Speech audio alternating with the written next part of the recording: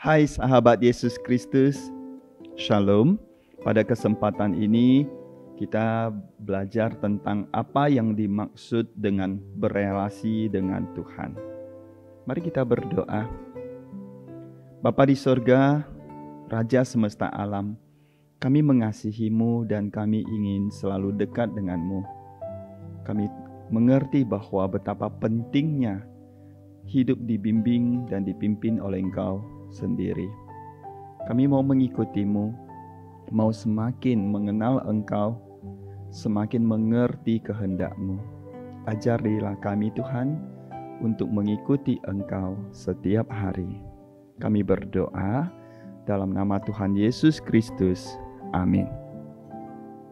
Sahabat Kristus, kita sering berbicara tentang berelasi dengan Tuhan. Namun apa yang dimaksud dengan berelasi dengan Tuhan? Kita juga sering berbicara tentang Tuhan sangat mengasihi kita. Namun apa yang dimaksud dengan Tuhan sangat mengasihi kita? Kita tidak dapat mengatakan Allah sangat mengasihi kita. Terus titik berhenti di situ. Allah sangat mengasihi kita, kemudian kita menunda bersahabat dengan Dia. Atau Allah sangat mengasihi kita, kemudian kita tidak melakukan apa-apa. No. Allah adalah kasih, artinya Allah mencintai relasi. Allah adalah kasih, berarti Allah suka berrelasi dengan kita. Allah menikmati relasi dengan kita. Allah adalah kasih, Dia ingin kita mengasihi Dia. Karena Allah mengasihi kita, Dia ingin kita mendengarkan Dia. Tuhan tidak ngobrol tidak chit-chat dengan kita. Tetapi Dia pasti akan berbicara kepada kita. Sebab Dia ingin mengajar, menegur, memperbaiki hati kita, dan membimbing kita. Yesus memperingatkan berulang kali akan bahaya memiliki mata tetapi tidak dapat melihat, memiliki telinga tetapi tidak dapat mendengar, atau mendengarkan tetapi tidak dapat mengerti. Apakah kita tidak dapat melihat dan mendengar? Hal tersebut terjadi karena kita terlalu kaya. Kita terlalu kaya dengan diri kita, pengertian kita, pemikiran kita, keinginan kita. Kita tidak miskin di hadapan Allah. Kita tidak miskin menurut Allah. Untuk berelasi dengan Allah, kita perlu menjadi miskin di hadapan Allah. Kita belum berelasi dengan Tuhan jika kita belum mendengarkan Dia.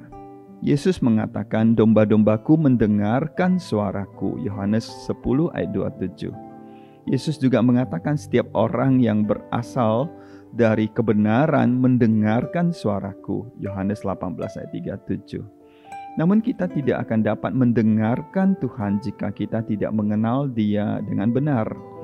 Saudara, apa yang setan lakukan di Taman Eden agar Adam dan Hawa tidak mendengarkan Tuhan?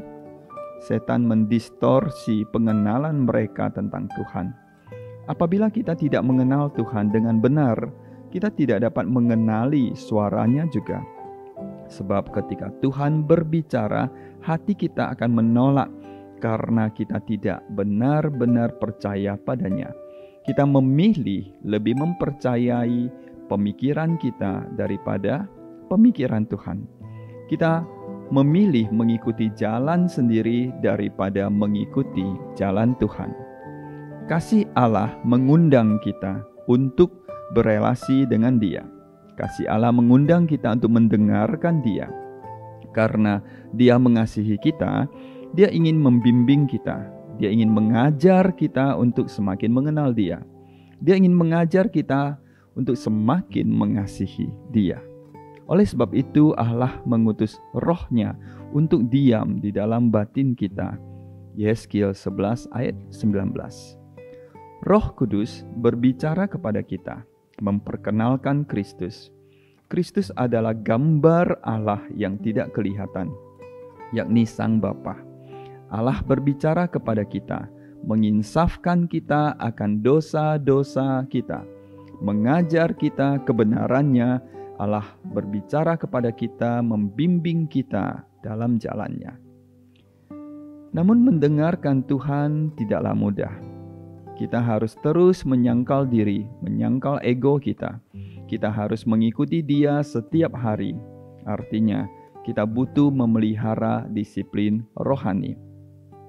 Dibutuhkan disiplin rohani bertahun-tahun untuk memperbaiki hati kita, agar kita benar-benar miskin di hadapannya. Dibutuhkan waktu bertahun-tahun untuk memperbaiki hati, agar hati kita suci di hadapannya. Dalam proses tersebut kita akan mengalami ups and downs, naik turun. Kita akan mengalami hati yang beriak-riak atau tidak tenang, atau hati yang diombang-ambingkan angin kuat sehingga kita tidak dapat berdiam diri di hadapannya. Kita akan mengalami kegelisahan dan kecemasan sehingga hati kita menjadi sangat berisik. Jika hal tersebut terjadi, janganlah panik, tetapi menangislah di hadiratnya. Berserulah kepadanya, berdiam dirilah di hadapannya. Mungkin membutuhkan waktu berhari-hari, bahkan berminggu-minggu hingga kita dapat teduh kembali. Setelah itu, kita akan kembali dapat mendengarkan Dia. Kiranya Tuhan menolong kita. Amin.